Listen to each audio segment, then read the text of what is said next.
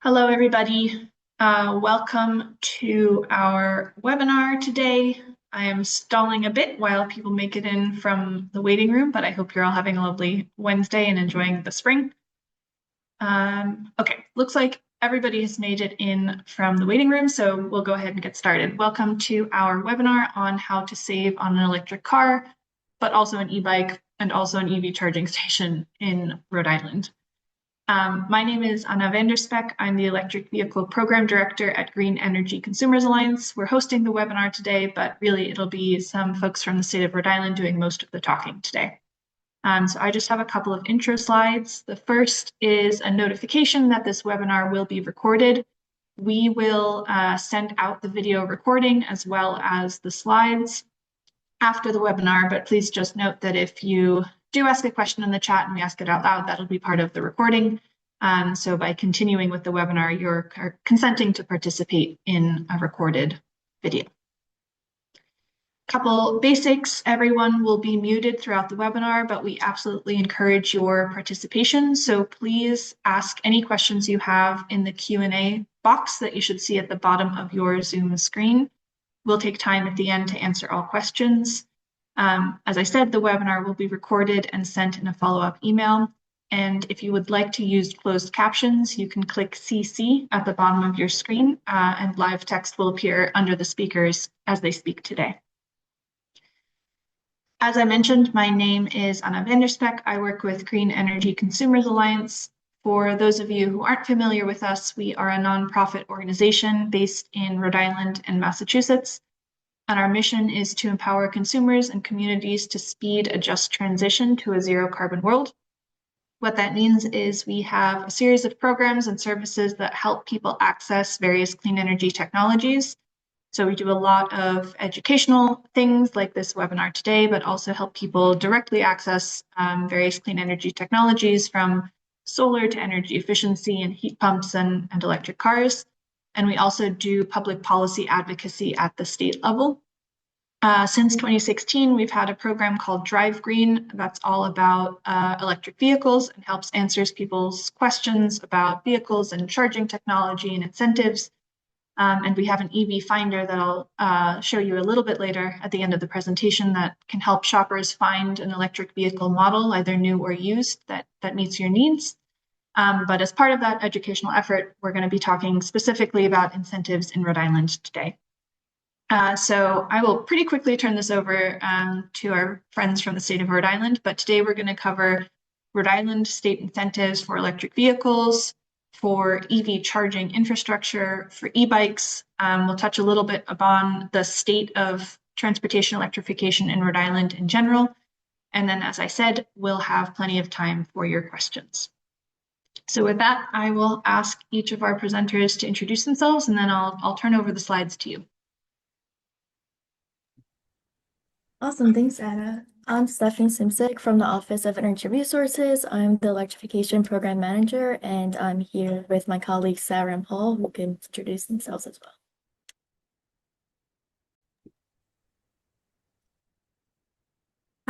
Good afternoon, everyone. My name is Sarah Canavaro. I am the administrator for the Clean Transportation Programs at the Rhode Island Office of Energy Resources.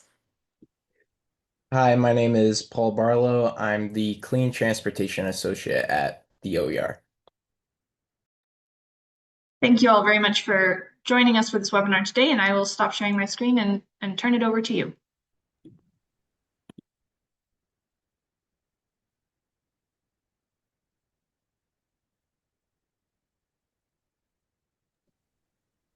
That was good. Thanks, Paul. Hey, everyone. Thank you so much for joining today. We are with the Clean Transportation team at the Office of Energy Resources, and we'll just dive into some about the rebate programs that our office has to offer. I will pass it back to Paul to talk about Rhode Island Office of Energy Resources mission statement. So as a whole, the OER's mission is to lead Rhode Island towards a clean, affordable, reliable, and equitable energy future. We do this by developing policies and programs that respond to the state's evolving energy needs while advancing environmental sustainability, energy security, and a vibrant, inclusive, clean energy economy. On the transportation team, we focus on accelerating the adoption of low emission transportation options for developing rebate programs and expanding public EV charging infrastructure throughout the state. So first we'll start off by talking about some of the rebate programs that we have for electric transportation. First, we have our Drive EV program, which offers incentives for the purchase or lease of new and used battery electric and plug-in hybrid electric vehicles. Drive EV is administered with the Rhode Island Office of Energy Resources and partnered with the Rhode Island Infrastructure Bank, which offers electric vehicle rebates for Rhode Island residents, small businesses, nonprofits, and public sector entities.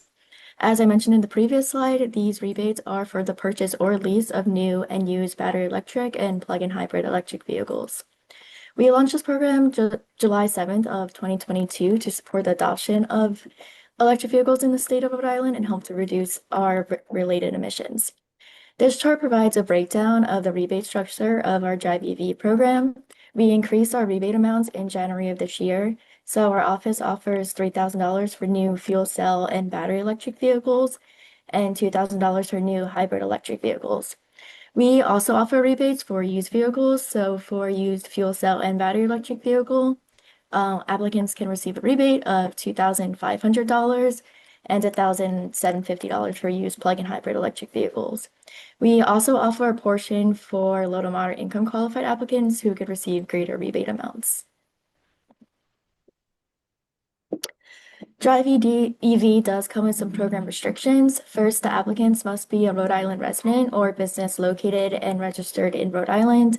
The vehicles must have a agreed upon value of $75,000 for new vehicles and $55,000 for used vehicles before any taxes, fees, or discounts are applied.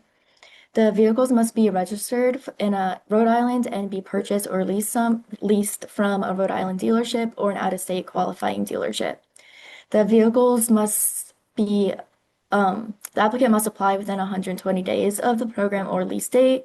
And in the case of the lease vehicles, they must be at least 24 months in order to meet the program eligibility.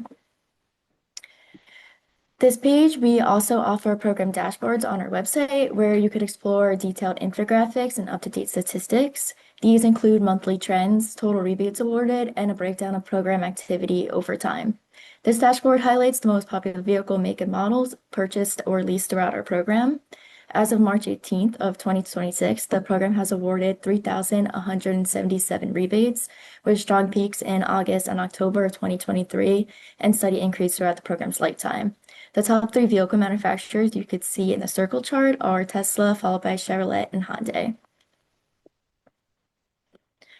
Another program that could go hand in hand with Drive EV is our Power Up RI rebate program, which offers rebates for the purchase and installation of a level 2 residential EV charger.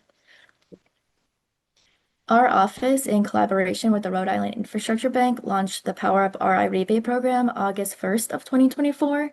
We designed this program to encourage residents and landlords to install EV charging in their homes and residential properties. By offering these rebates, we aim to support the adoption of clean transportation and to reduce our emissions. The program launched with an initial $750,000 of funding, with 40% reserved for low to moderate households. These rebate amounts vary whether the applicant is a standard or income qualified applicant and whether electrical upgrades are needed for the installation.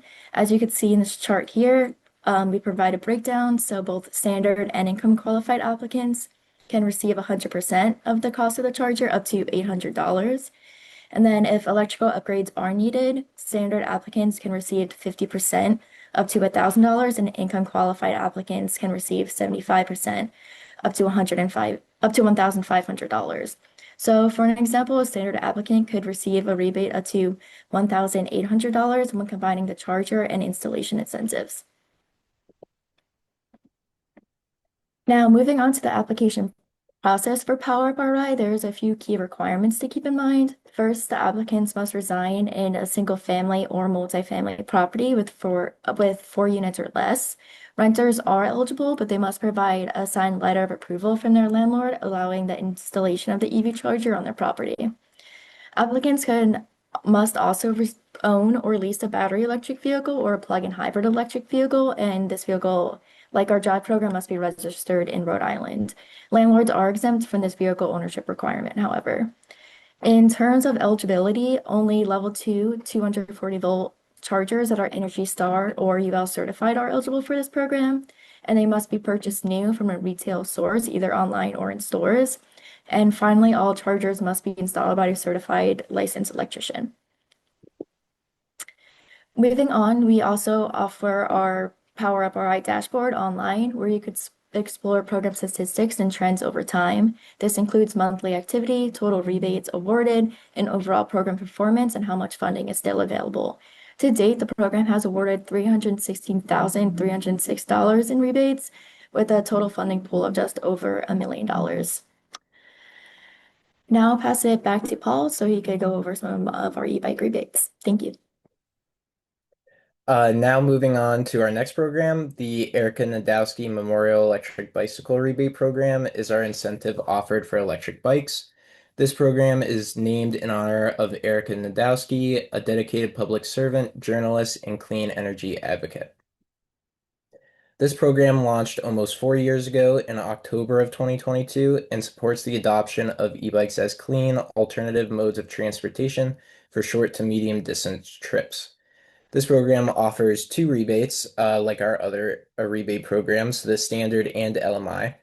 The standard rebate offers 30% of the e-bike's purchase price up to $350 and is available to all Rhode Islanders, regardless of income. For low to moderate income applicants, the LMI rebate offers 75% of the e-bike's purchase price up to $750. In the program statistics portion of our website, we also offer a dashboard for this program as well. Getting into some of the data from our dashboard, you can see that from the graph, our largest peaks are during the summer months, and the winter months tend to be a little bit slower than the summer. The program also had a momentary pause during the months of May and June in 2024 due to funding availability. However, it reopened in July of 2024 and has been open continuously since then. In total, the program has awarded 1,359 standard rebates and 556 income qualified rebates, amounting to a little over 1.1 million in total funding awarded over the program's lifetime. I'll now pass it over to Sarah to discuss some of our state charging stations and some federal incentives. Awesome. Thank you both, Steph and Paul. So we're shifting gears a little bit to talk about state-owned EV charging infrastructure across like state-owned properties. You can see here on the map what some of our current locations are. And just to give a little bit of background, so Rhode Island installed its first state-owned EV charging station back in 2011. We currently manage and oversee over 76 charging stations across state-owned properties, including beaches, workplaces, parking ride locations. And we have over 50 additional stations currently in development stages. This work directly supports the state's goal of deploying about 200 charging stations across state-owned properties by 2030. So we're well on target for that. Excuse me. We also have a dedicated team member, Steph here, our little rock star, who continuously monitors the network in real time, which allow us to detect outages, coordinate with, folks to go to the sites, provide repairs, and get most stations back operational within a quick turnaround of 48 hours. To ensure long-term sustainability, we've also implemented a cost recovery policy in accordance with the Rhode Island general law, which all charging revenue is deposited into a revenue-neutral account administered by our office. These funds are actually used to cover cloud services, maintenance, warranty, electricity costs, which are then reimbursed back to the host agencies. Any remaining funds are then reinvested into the continued expansion of the network across the state. I'm happy to go a little bit more into detail on pricing if helpful, but at a high level, the rates vary by the charger type and location. Level 2 charging is priced at about 28 cents per kilowatt hour, while the DC fast chargers, often known as level 3s, charge at about 39 cents per kilowatt hour. We do have idle fees in place to encourage the turnover as well. Alrighty. And then here, lastly, I just want to touch quick base on the federally funded program, also related to EV charging infrastructure. This is actually the National Electric Vehicle Infrastructure Program, commonly known as NEVI. Rhode Island was actually the first state in the nation to achieve a fully built out status of the NEVI corridor, which for us here, we only have one alternative fuel corridor, which is I-95. So phase one of this program included installations at the Ashaway and Warwick Park and Ride locations, where at each site now has a total of 4 DC fast chargers with additional 3 level 2 chargers. This work was completed in July of 2024, which then allowed us to move on to phase two of the program. Even with the current funding and the current administration in place, we were able to continue to push this program forward. NEVI funding can now be used to support EV charging infrastructure at publicly accessible locations across the state, not just the designated corridor. So each site is now required to have at least 4 charging ports, which can be a mix of level 2 charging as well as fast chargers. We launched this program last summer. It was called our community approach phase, which is also known as phase 2 of the program, phase 2A, excuse me. And it was actually a request for applications, a competitively funded grant program. We received over 15 applications for projects located all over the state. We're currently in the process of awarding those projects with announcements expected soon. Hopefully, we will make an announcement by mid-April as to which sites were selected to move forward. In parallel to this, NEVI funding is also supporting additional state-owned sites, which we currently have 6 selected sites in progress. We're working to expand the charging infrastructure at the Warwick Park and Ride as well, because that's one of our busiest locations. So we're going to have additional charging infrastructure there. And we're also looking to have a 3 additional fast chargers at the Newport Park and Ride. It's currently under construction and it should be all activated and ready to go by midsummer. So hopefully, I shouldn't say midsummer, maybe June to July timeframe. That's more what we're looking into.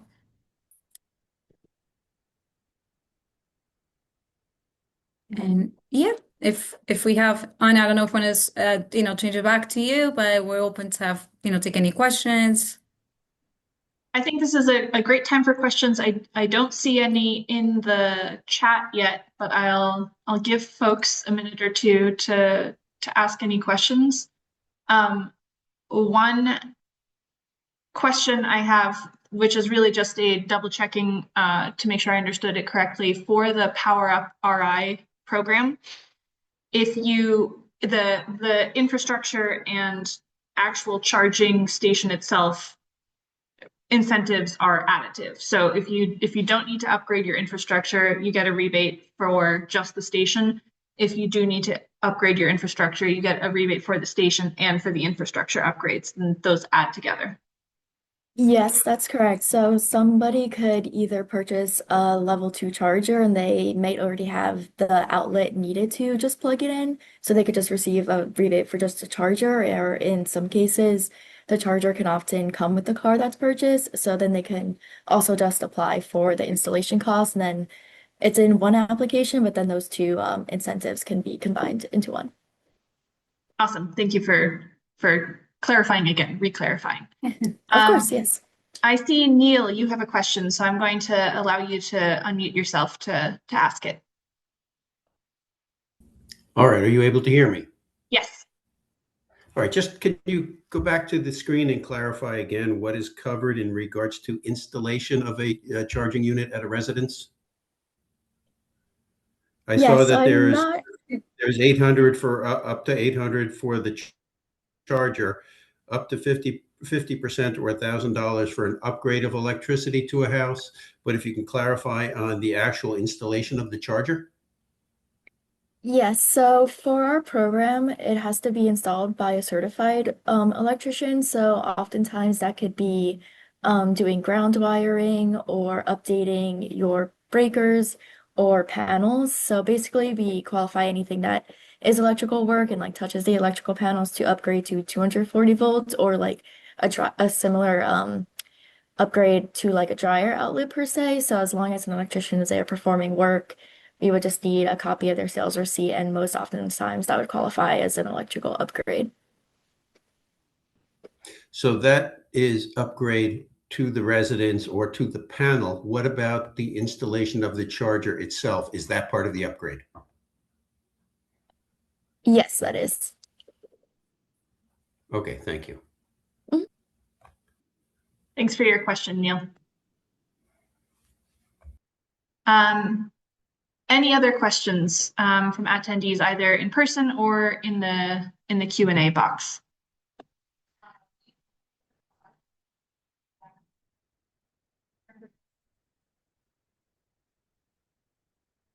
Looks like no. So I will take a moment to share a last couple of slides. If any of you do have questions, please feel free to put them in the chat.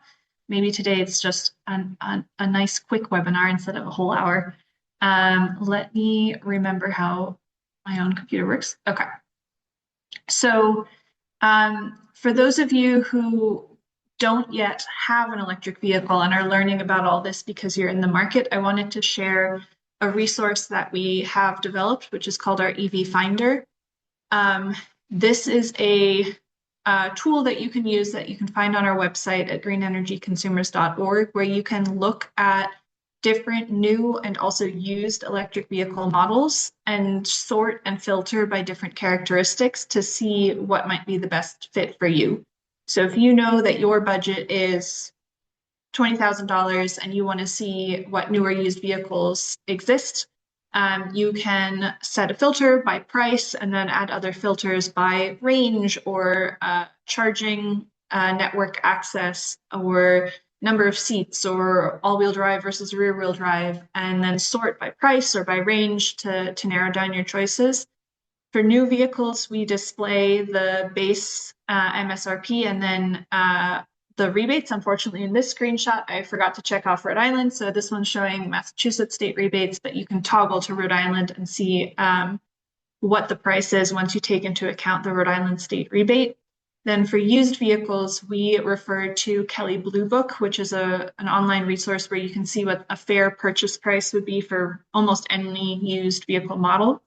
And so we basically go in once a quarter-ish and pull out the prices for used EVs so that, again, you can filter by price and range and then sort to see, okay, if you really do want to get a pre-owned EV, what are the ones that you should go out and look for? So this EV Finder is free to use.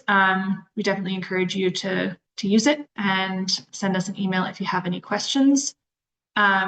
I see one question just came in. Will the slides be available? Yes, we will send out the slides in an email after the webinar, so don't worry about that.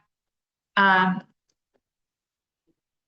am obliged to share this slide. As I mentioned, we do a lot of community outreach and education to make resources like this webinar free to people across Massachusetts and Rhode Island and the whole country, quite honestly. And we are in the middle of actually nearing the end of our March Match donation campaign. So if you are so moved and able, we obviously very gratefully accept any donations. And then lastly, I wanted to list a couple of upcoming events.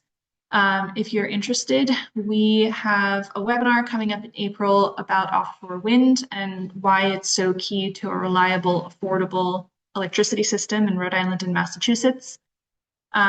We've got an electric vehicle event all the way up in Salem, Massachusetts, which I recognize is a bit of a hike for folks in Rhode Island. We do have a couple of events coming up in Rhode Island where we'll be touring different renewable energy facilities that we purchase from. So there's the Whitman River Hydro Tour.